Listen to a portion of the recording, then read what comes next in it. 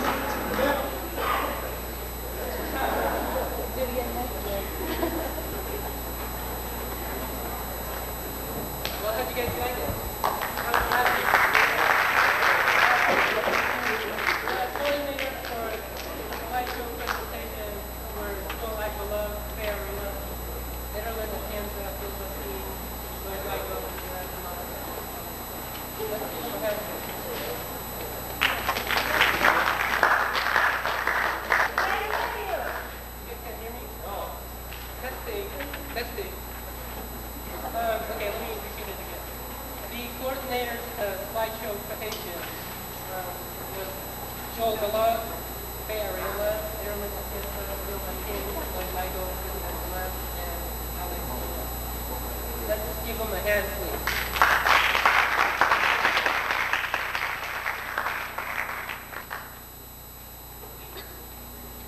Okay, our next program is jazz music.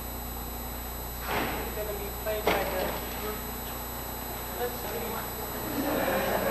And okay, the flip section group was just recently by the gathering of each member who are gathered. The members of the group all go to school, where three of them go to the University of Washington, the other at LCL College.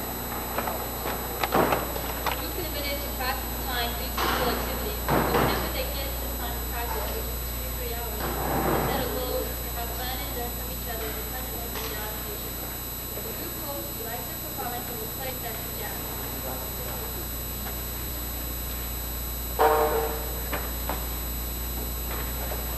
Okay, the group has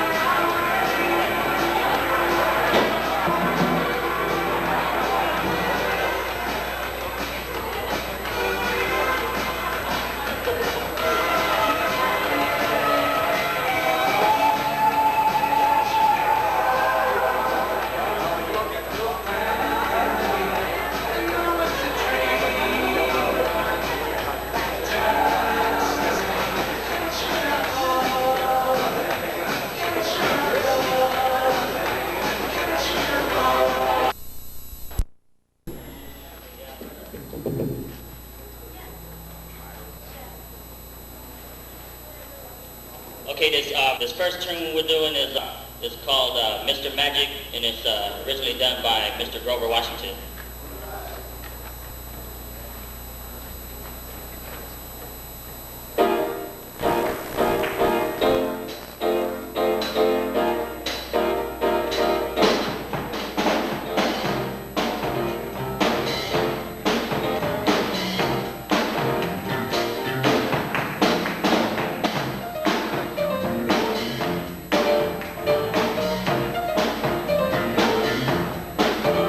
Thank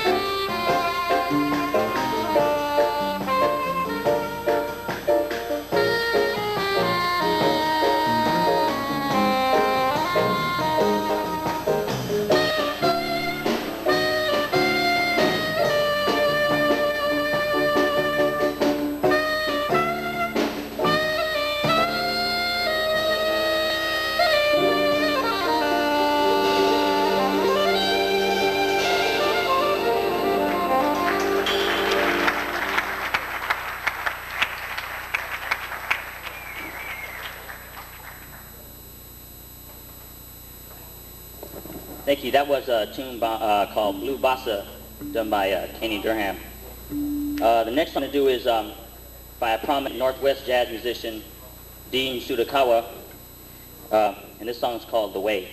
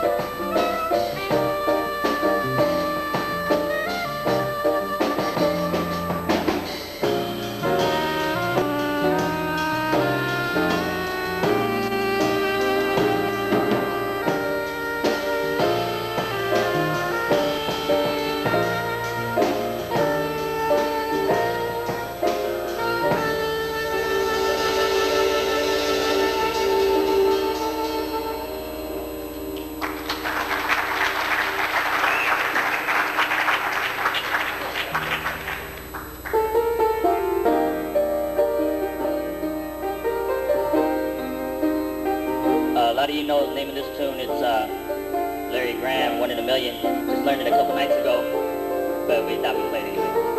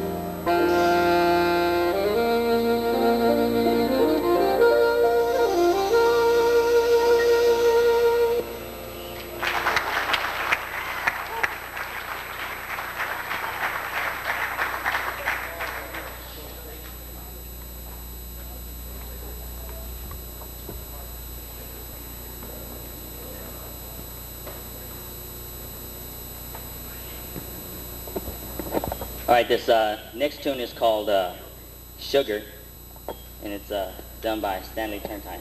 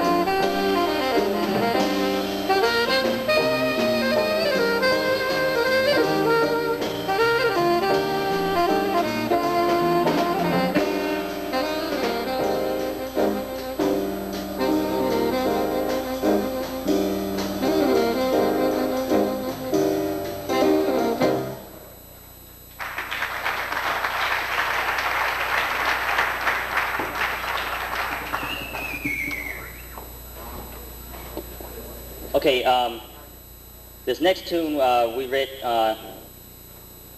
in Mike's basement during rehearsal. a couple weeks ago, and it's called Ballad, and it's originally done by Mr. Chris right there.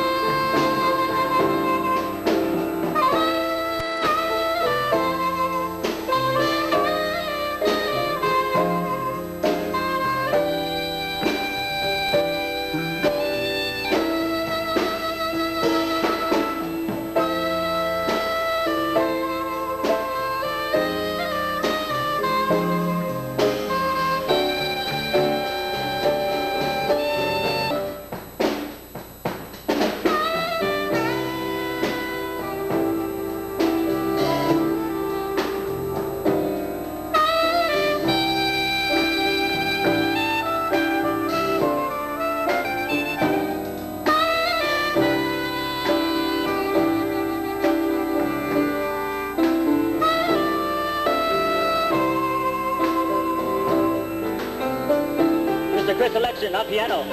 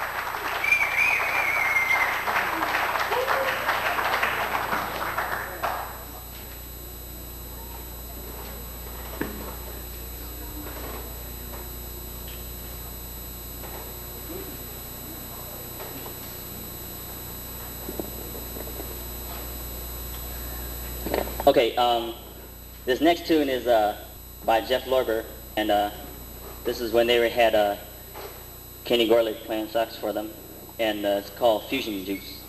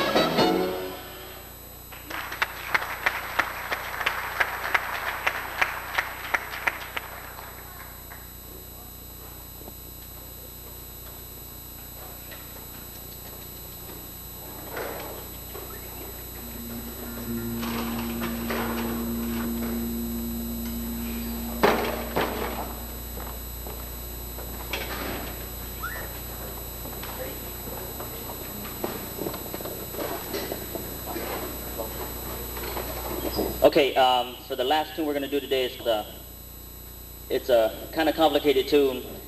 Took us a while to work on because we wanted the challenge of working in a hard key. So this one's called Funk in the Phrygian 7.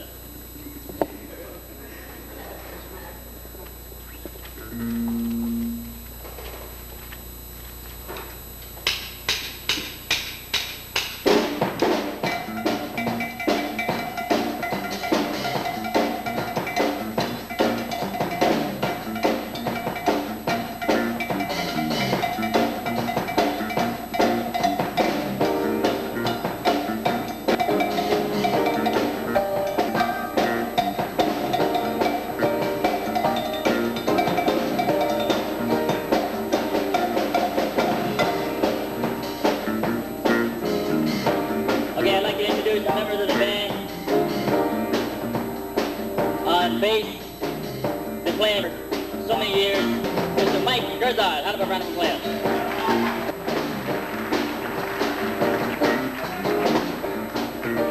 And on piano, and keyboards, fabulous, Mr. Chris Alexa.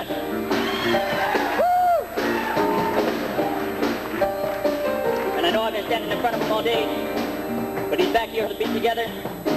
Fabulous Joe Rodell. How about it? Oh yeah, and I'm Jeff Gonzalez. Thank you very much.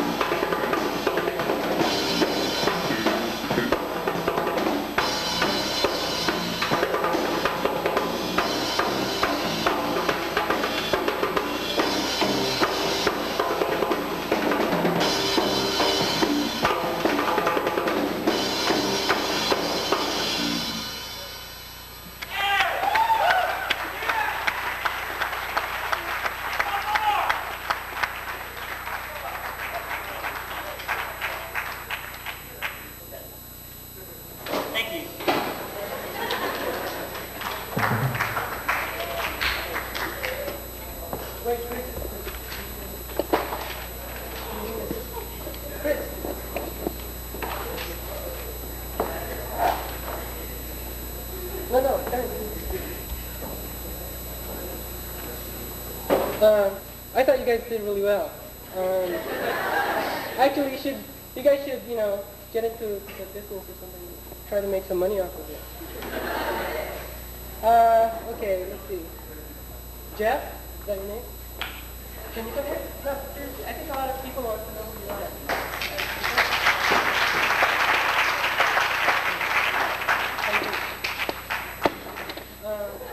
Can you tell the audience how you got started into playing the soprano, the saxophone?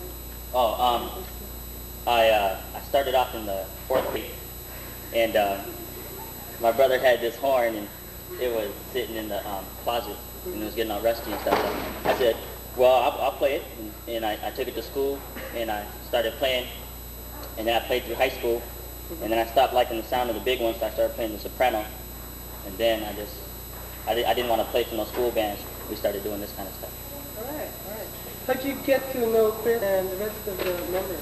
Oh, Chris played piano at Cleveland when I was at fabulous Rainier Beach High School, and they were, we kind of got together at a jazz festival down at Stewart Park. That's how I got to know him. I just got to know Joe this year, and just got to know Mike about 2 weeks ago. So your group just formed about 2 weeks ago? We started rehearsing about a week and a half ago. Hey, let's give him another round, guys. Is Chris out there? Chris out there? Chris? Chris. This is Chris here. This is Chris. He played the piano. Come here. Can you tell the audience how you got started playing the piano, too? Well, I started at the age of 3, playing in my crib, but started at age 10, and I've been playing since then, and music has always been a hobby, and it's something that everybody should get into, I can say. All right. Do you guys have any future goals as a group? Do you guys have any future plans? Oh, we haven't produced our album yet, but we're hopefully just to just to get together and just kind of play. We're not really not that good yet, but we're getting there. All right. Wait. No, because he's been telling me, every time I see him, that he wants to play for the Bite of Asia, which is May 23rd. Yeah.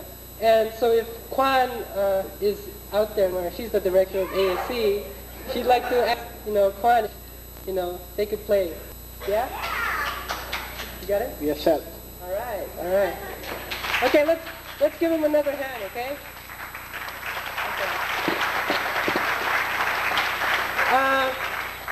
Okay, we're gonna take about a 10-minute break because they gotta clear the instruments out, and then we'll have Miss Honey Castro, Miss Washington come out. Okay? Thank you.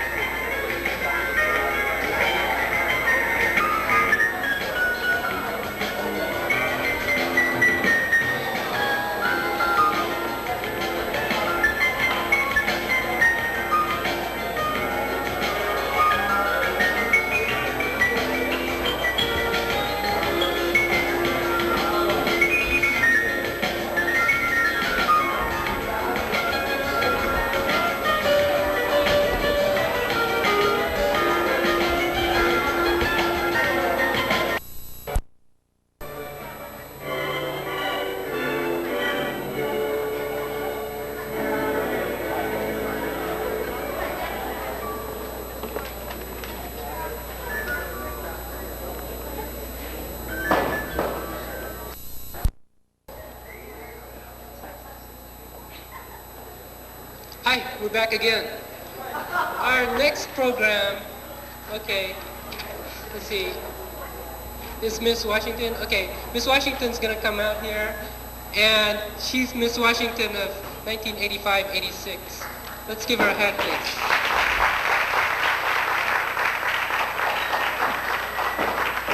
Okay. Hi. Okay. I think he's a little nervous, so we have to calm him. Yeah, I've never done this before. I mean, except maybe a few months ago. Let me see. I talked to you Sunday. Was it Sunday? Right. Yeah. And you told me to ask you all sorts of questions, but I didn't have any. And so she gave me all this time to, prepare for today's interview. And what I did was I got a bunch of my friends to write all the questions that they'd like to ask her. Here they are. Here they are. Okay. Okay? Yeah. Okay. How personal are they? How personal are they? Very, some not. Okay, the first one is, what does it mean to be a Filipina and also Miss Washington to you? Being a Filipina and being Miss Washington at the same time, I think is a new experience for the state to have, because being the first Asian, it's a brand new thing for them. And so I try not to exactly force myself as being a Filipina, but being the best person that I can be and the best representative that Washington State can have as a whole. And I think that being a Filipina is just another aspect that I can use for doing that. Ta-da!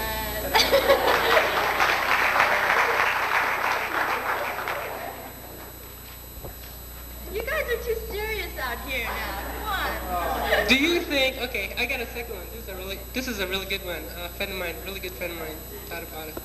Do you think that minorities have a harder chance in winning a pageant? Did you notice any prejudice? I think to say that we live in a prejudice-free world, or that the States is not dominated by Caucasians, would be lying to ourselves. But I think that we have to rise above that prejudice and rise above that discrimination. And like I said before, do the best that you can do. There's nothing more that you can do but do that. And if you can expect the best from yourself, and don't worry about these other things that are going on, these negative aspects, because they'll only tie you down. So if you concentrate on the positive, then that's what's expected of you. That's what I expect of myself. So I try not to worry about that. Do you read books on positive thinking? I listen. Actually, I do. I do. I read and I listen to a lot of tapes. I listen to a man, and his name is Dennis Waitley, who is a positive person that I like to listen to. Okay. Another one. Okay. I told you I got lots of them. One of them is, do you have a boyfriend? As of when? As of That's pretty personal there. I knew you were going to hit me with that one. Do I have a boyfriend? I have lots of boys that are friends, actually, but yeah, I do have a special person in my life. But that doesn't close the doors, right? I'm only 20. That's what my mom says. There's still a chance, guys. There's still a chance. Are you recognized on the street, and do you want to be? I recognized, sometimes here on campus. When I competed for America, my hair was in a different style and everything, and so it's hard for people to really know if it's me or not. Do I like to be recognized? Sure, I do. I would much rather that people approached me and asked me if I really was Miss Washington or if I was Honey Castro, rather than just staring at me and looking at me, whether that was really true. Because I really like to get to know the people that have supported me and rooted me on when I'm competing in Miss America. Well, actually, I'd like to ask the audience a question. Do you guys recognize her? Yes? No? Yeah, no? Because, well, Sunday was the first time I saw her in person, and I don't think I would recognize. I don't know. I don't know. Well, let me go back to my questions.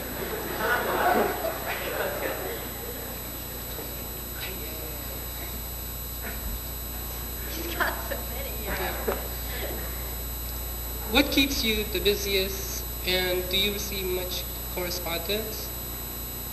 Correspondence. Like in letters? I used to get a lot of strange letters when I first won Miss Washington.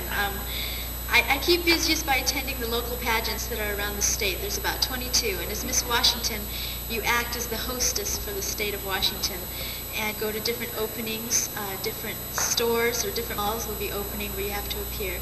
And as Miss Washington, you do get paid for your appearances, so it is worthwhile financially too. Oh, how much did you get? How much? Well, Cesar, this one's a freebie. I'm doing it for the Filipino community, so. Let's give her a hand. I wouldn't do that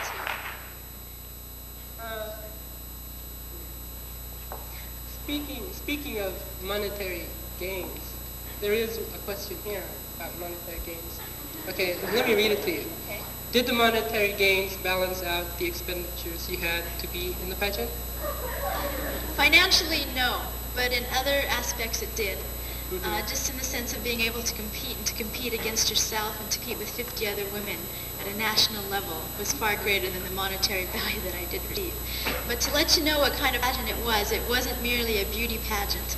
We don't like that term. We rather use a scholarship pageant because the money that we do receive is in scholarship form, and we do have to use it for an education. And I did receive $17,000 for my education, continuing it here at the university. Oh, can you run that by me one more time? Okay. The difference between Miss USA and Miss America? Okay. In the Miss USA program, they don't have a talent section. And if you remember at Miss America when I competed, that I did sing. And so we do have a talent competition.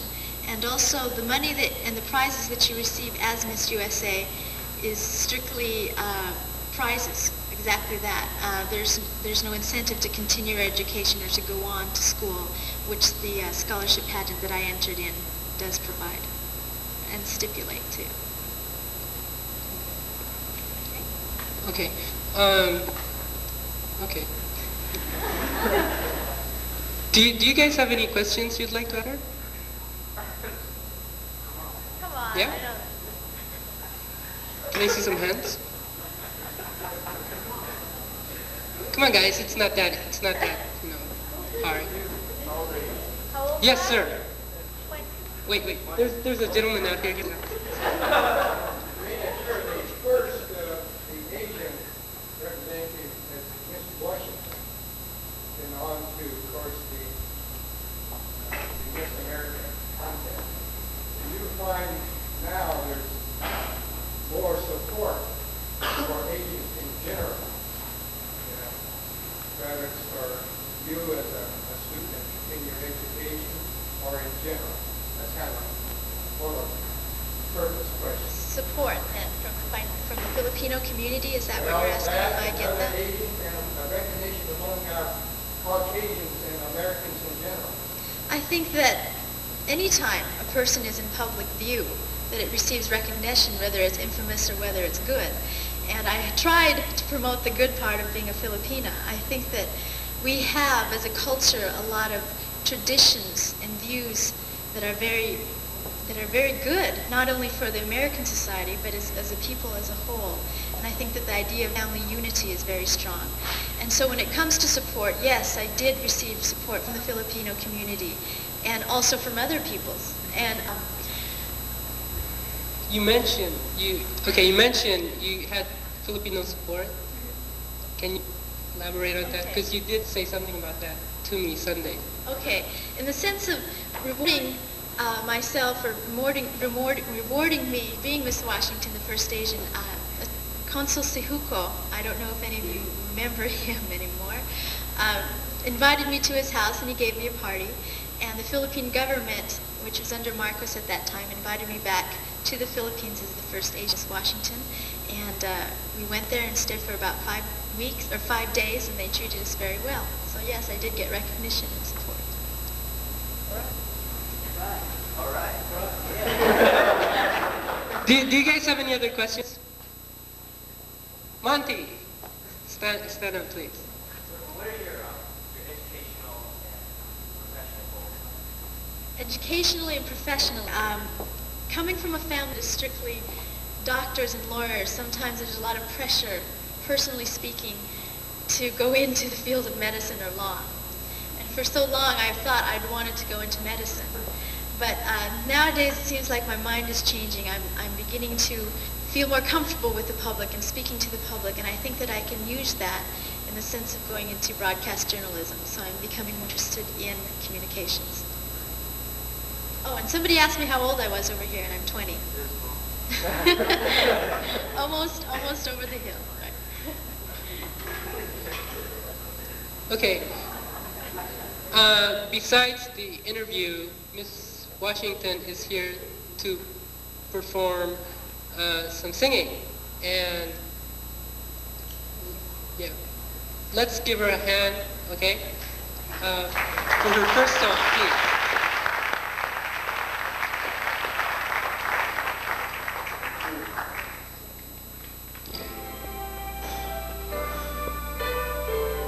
Hear it out there? I remember sitting on the front steps, feeling the softness of a cool summer rain. I see the reflections in my mind, all the sadness and all the pain. Visions of yesterday, how soon they slip away. Though my dreams have come and gone, there's one wish I must say. Kiss me in the rain, make me feel like a child again, bring back all those memories. Kiss me in the rain, make me feel like a child again, with the feelings that I get. I don't even mind if I get wet.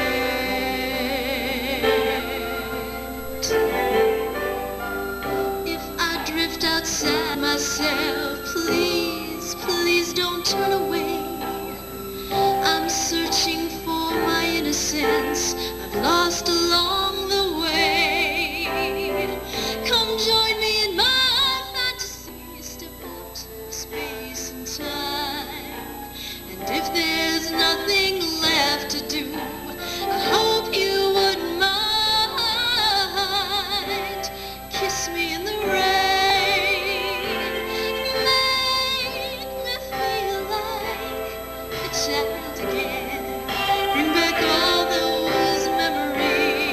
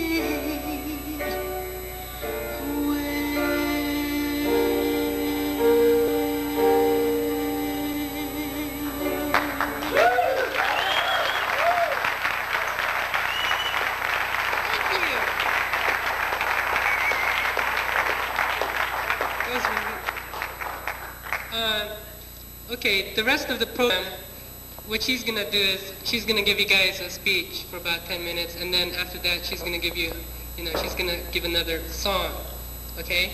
So I'm going to have her take the mic now. Thanks for the warm applause. I appreciate that. Being Miss Washington, I constantly am being asked questions. And the one I remember the very most, because it's always asked of me first, is how does it feel being the first Asian Miss Washington? First Asian. And I remember I used to get really upset and irritated and disgusted and intolerant because I couldn't understand why they thought I should feel any different simply because I was Asian. Did they think I should feel less happy or less proud or maybe even more nervous because I'm Asian? And as time went on, and as God mellowed my heart, I realized that I was looking at this from the wrong perspective. That I was the one alienating myself from everybody else. Therefore, only I could change the way that I felt about myself. I was the one making myself feel different. And it was much easier for me to blame my feelings of inadequacy, my feelings of failure, my ideas of what failure was, and my desperateness to fit in with everybody else. It was easier for me to say, these people will not accept me because I'm Asian, because I'm different they are. And I can really relate this to when I was at Miss America. I have a lot of stories dealing with Miss America and being an Asian, and I remember getting ready to compete. I had worked so hard during the summer to compete at Miss America in September. I had done my homework, I had lost my weight, I had practiced my talent, I had reviewed and reviewed and reviewed for interview, and I was ready. But then when we landed in the airport and they shipped us off to Convention Hall for registration in Atlantic City, my balloon was suddenly popped. Because I saw these women that I swear to God were direct descendants of Venus de Milo and Cleopatra. They were absolutely gorgeous. They were tall, they were thin, they were blonde, and they had blue eyes. And somehow I just didn't fit in, as you can tell. I don't have the blonde hair, I don't have the blue eyes, and I'm not 5'10". And it would have been so easy for me to retreat inside myself again and to escape and to blame it that they won't, and to blame it on my ethnic background that they won't accept me. But I decided I'm not going to do that this time because this is a once-in-a-lifetime opportunity to compete in the Miss America program. But then how many lifetime opportunities, how many once-in-a-lifetime opportunities do each of us face every day, but we ignore, or we try to ignore, or we try not to attempt, or we just simply feel that it's a lost cause. And so I'd like to share something with you that I call my cost and value system. And I decided that I was going to try this out at the Miss America pageant with all these other women. And it goes like this. What will it cost me to make myself vulnerable to you?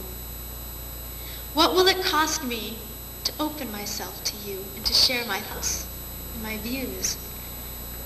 What will it cost me to stand in front of you right here today at this very moment and have each one of you pass judgment on me? What will it cost me to extend my hand to you and offer you my smile and my eyes that are smiling too? And you know what I found out? That the value that I get from even attempting to be your friend, even attempting to get to know you, the value that I get from that, far greater than the cost that I expended. And through this extending of myself, I found out that I wasn't so different after all, compared to these other women. That we all had the same goals in mind that week, and that was to become Miss America. And more importantly, we had friends and family that supported us, and we had something to return to, whether that be a college education or continuing our careers. And like I said many times, I don't know if you felt that way, but I know I have. It was much easier to say that people won't like me, and it seems like from left and right you're trying to fit in constantly, and it just doesn't seem to be working. And you say, just like in the rapids in a waterfall, you say, God, why are all these rapids coming all at one time from every direction? Make them stop. Make them stop. But you know what he said to me? He said, no, honey, those rapids are natural. It's the natural course of life. Everyone has those rapids they go through every day. But he gave us something. He gave us the ability to cope with these problems. The ability to see things from a negative perspective to a more positive view. And maybe some of us here have little idiosyncrasies or drawbacks or quirks that we don't like about ourselves. And you know, that's natural. That's human. But we can change those negative feelings about ourselves into positive futures, into much brighter realities. But it has to be a conscious decision to want to change. Conscious decision. Because God gave us a gift, and that gift is free will. He's not going to bombard himself on us. He's not going to push himself on us or force himself inside. But he works very subtly. And this idea of a conscious decision to change was brought up to me very clearly when I was at Miss America, because it was the final night of competition when the competition would be aired on TV, Saturday night. So I decided, well, I'll have my hair done by the beautician. So I did. And sometimes when you're competing, you have to take what your competitors say to you with a grain of salt, whether it be a compliment or a criticism. So I had my hair done, and I came out and I looked at myself in the mirror, and something just didn't look right. And I didn't know for sure if I should change it or not. And so Miss Oregon, who had not talked to me previously before this time, approached me and she said, oh, honey, your hair looks wonderful. And I knew at that very moment I had to change my hairstyle. So that was my idea, of consciously having to make a decision then and there, how I wanted myself to look and how I wanted to feel about myself. And a lot of times the stereotype is that these women who run in these pageants are just soliciting themselves or parading around, as they call it, a meat market. And I hope that by standing here in front of you today, that you know that there's more to us than that. I hope you know there's more to me than what you see out here. And I hope, and my message for all of you right now, especially being an Asian, and a lot of times it is very easy to feel suppressed. But rise above those feelings. Your responsibility to yourself is to be the best person that you can be. And you can only do that by accepting who you are and be proud of who you are. Be proud of being a Filipino. Be proud of being a Caucasian. Be proud of being an Italian. But more importantly, be proud of what's inside. Because you can mold that to be whatever you want it to be. Thank you.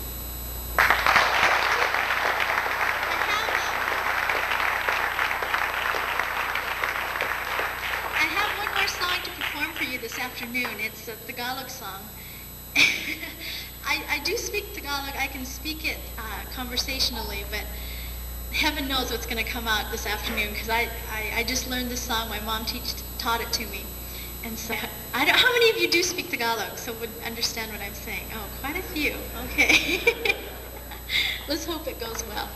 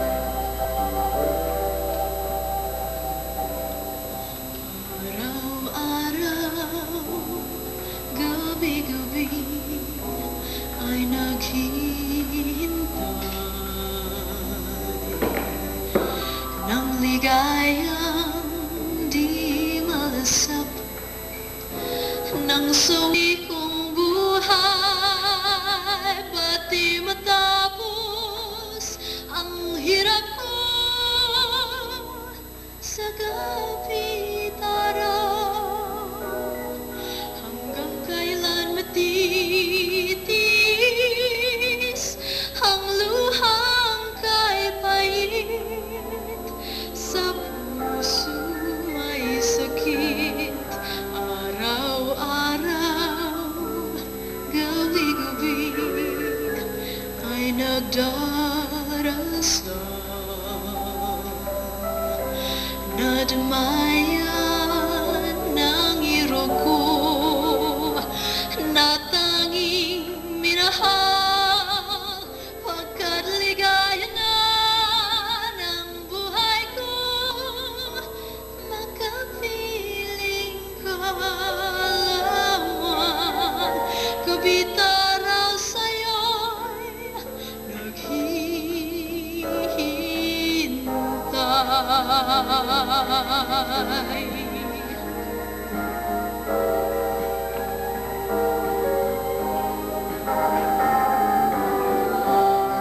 Nadamayan ng iro ko na tanging minahal, pagkat ligaya na ng buhay ko, makapiling ka lamang, gabita raw sa'yo'y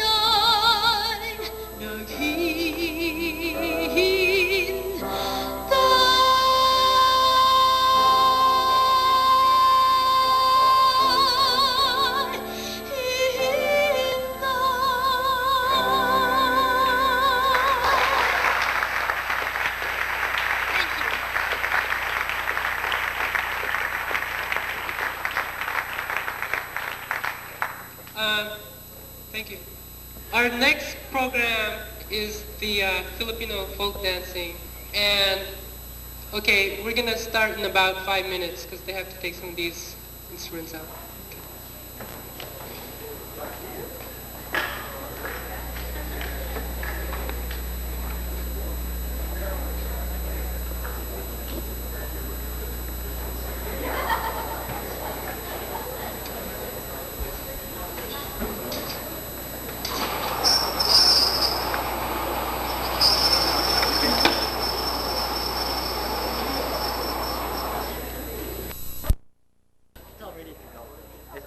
All she has to do now is just follow.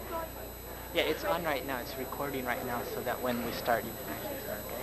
It's recording. Right now. No, all you have to do is just follow. Okay?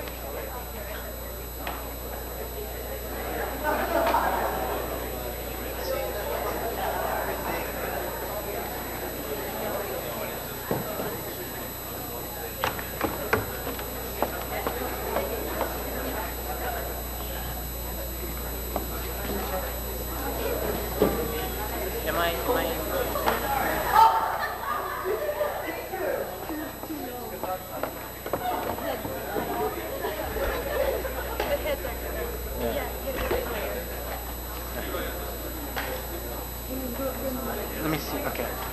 See if it's open.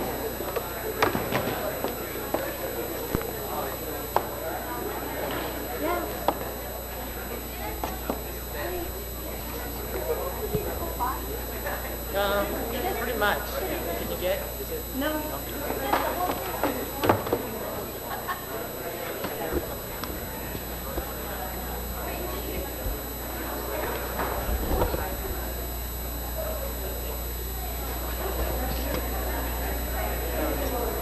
Just try to get the curtain.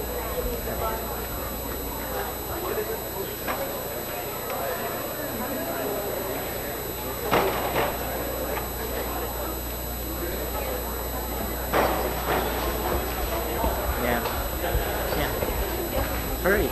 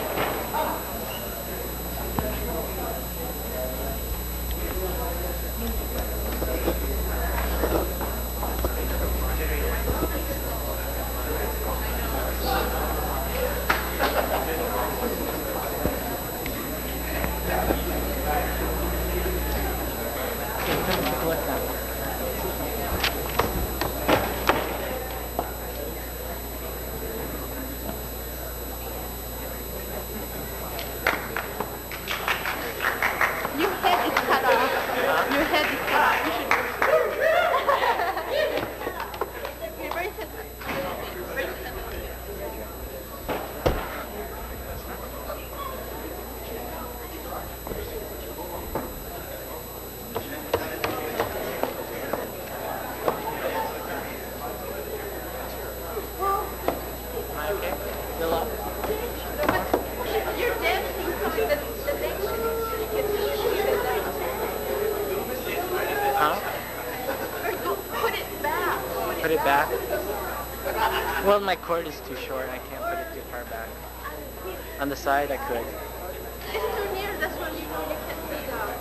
Okay, okay. I'm gonna move it back, okay?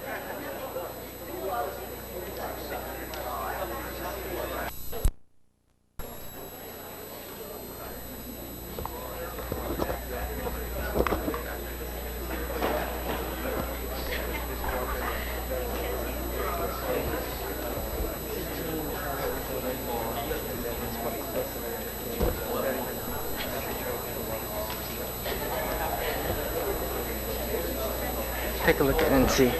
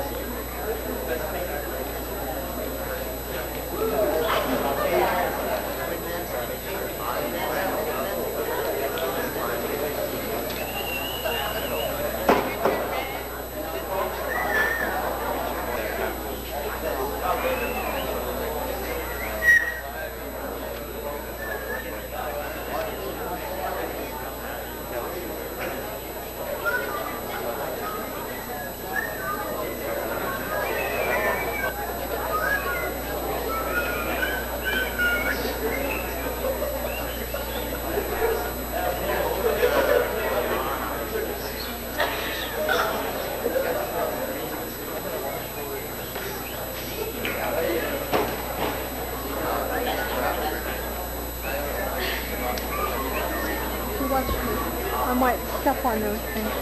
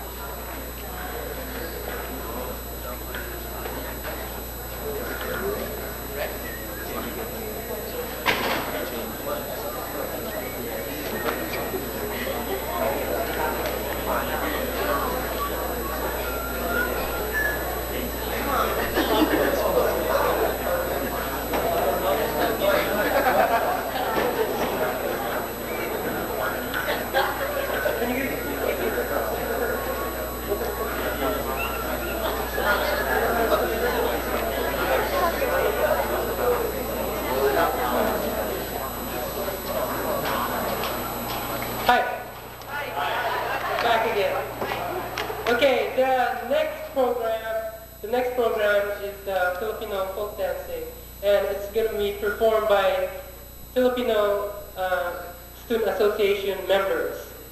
Okay, let's see. They'll perform 8 different types of dances consecutively, and they are divided into 2 suits. The first suit is called the first suit is Spanish suite. Okay, the first suit is Spanish suite, and the second suit is the rural suite. Okay, the first 6 dances are Spanish suites. The first dance is Cotabal, a ballroom dance with Spanish influence with a combination of waltz and valse steps.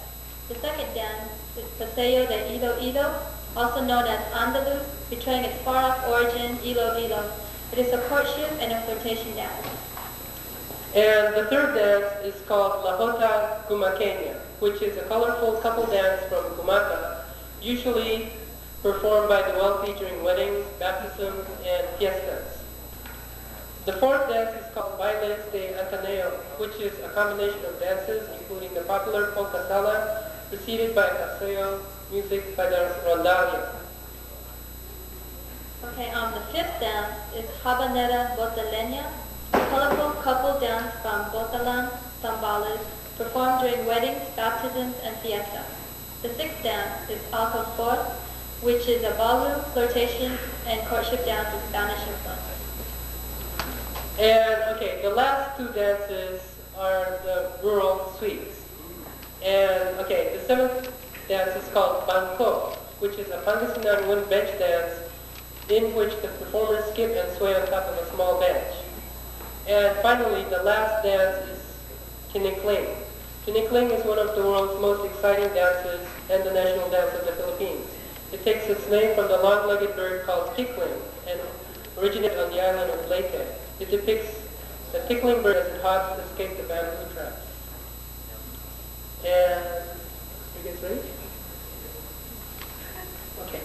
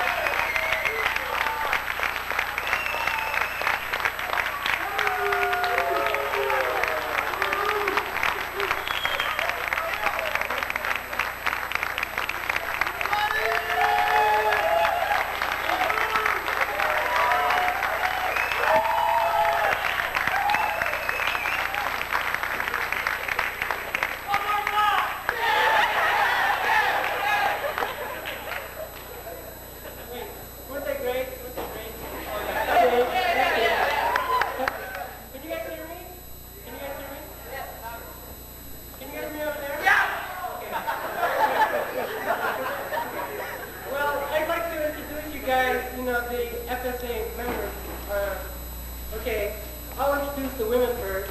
And, okay, they're going to be in alphabetical order. First one is Ariola.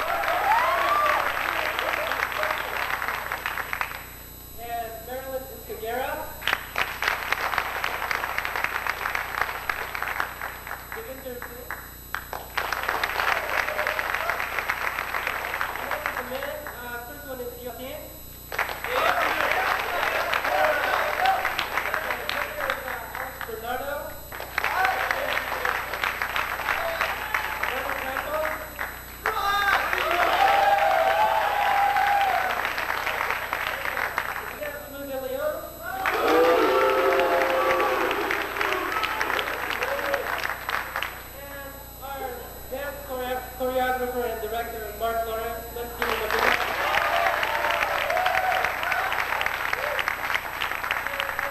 Tabafunda.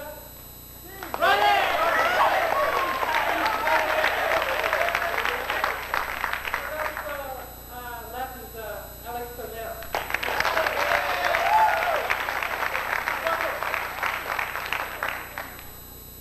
Thank you. Wait, Mark. Come here. Can you tell us, how the group, tell us about the group and what you have to go through, okay? In teaching, them, how to dance. Well, it was a lot of hard work. We got everybody together about the beginning of January and started from the basics and worked our way up. Most of the people that were out here were maybe 4.5 months. A few people just came in the last couple of weeks, so been really trying, but we've made it. All right, you guys did a really good job. Why don't you guys give them another hand, okay?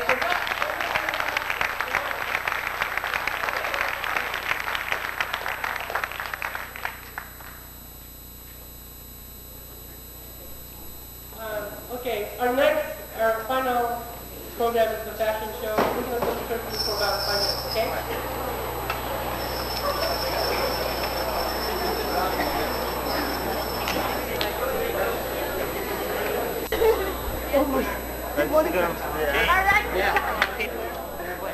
No. Oh, did not hear. We will sit down. Okay, all right, sit there. Stay there, Alex. Why? Come on.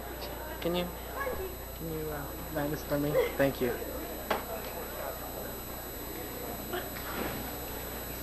Well, it looks like it's been a program so far. Interviewing yourself, kids? Okay. All right, I'm gonna get.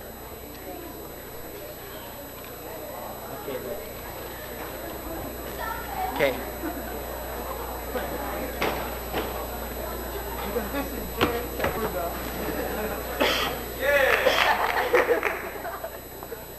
Well, it looks like it's a great event so far. You guys enjoying it? Yeah! Let me hear ya!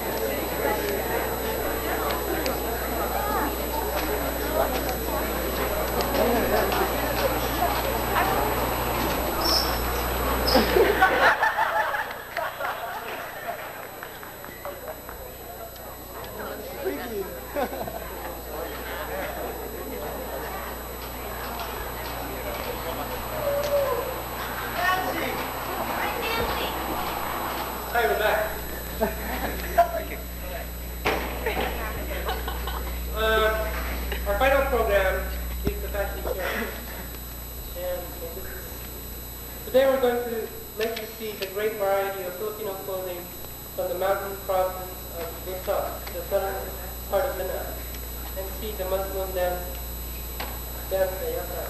You will also see the influences that Filipinos had from Spaniards with their beautiful Maria Clara dresses. The turnos are also type of outfits that are still worn today by Filipino women for their formal style.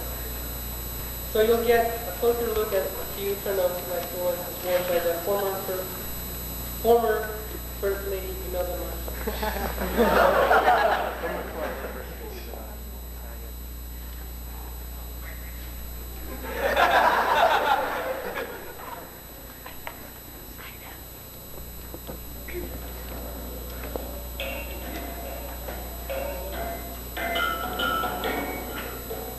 This dance of the Maranao is a demonstration of the many ways of wearing the malong, a circle of odd used as a skirt.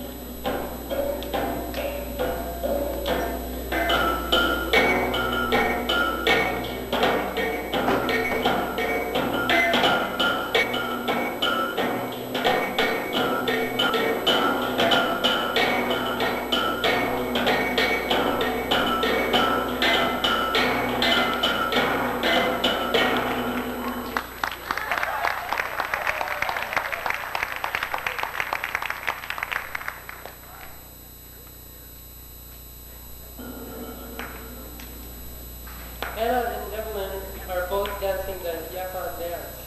It is a Muslim dance from the south of Mindanao. The music is made by striking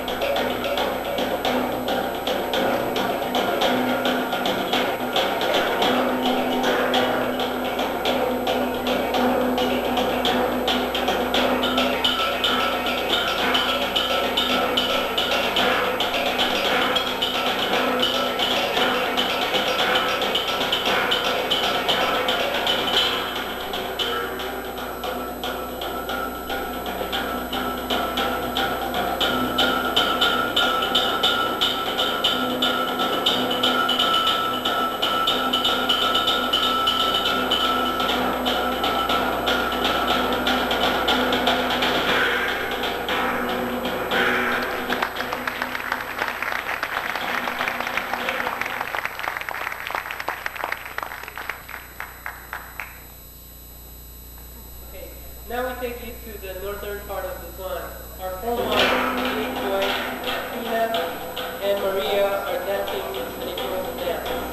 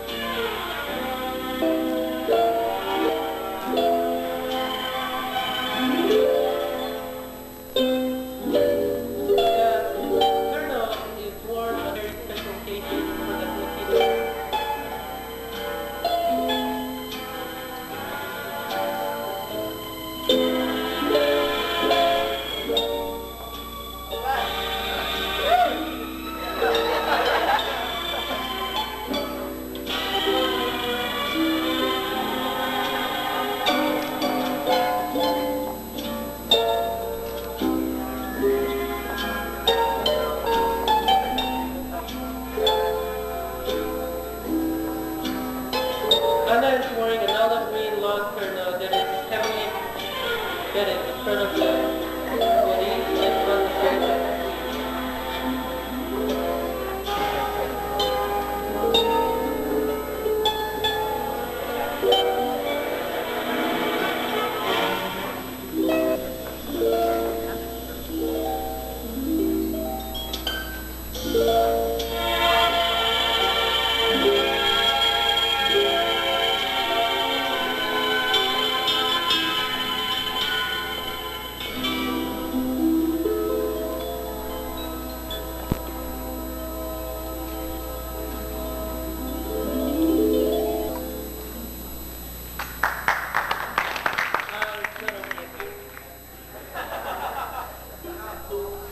Okay, Julita has on another beautiful turnout.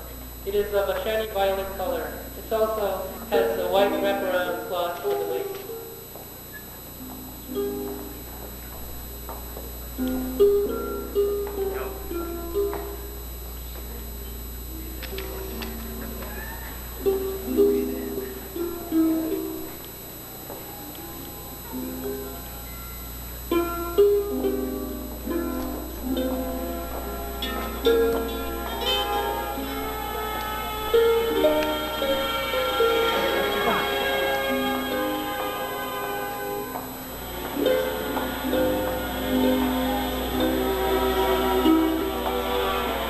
Melina is wearing a very pretty turnout. Melina's turnout has a colorful wraparound cloth.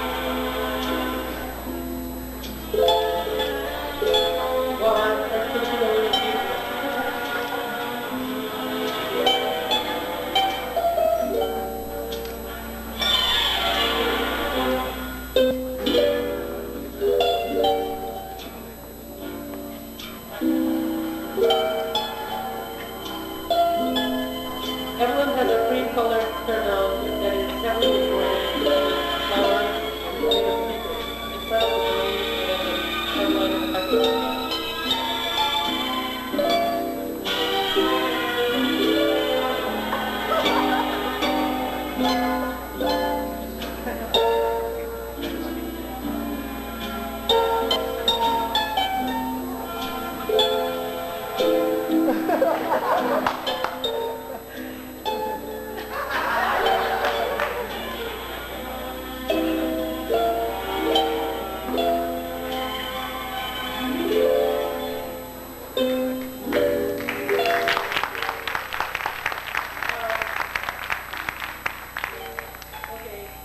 They're also going to do some casual modeling.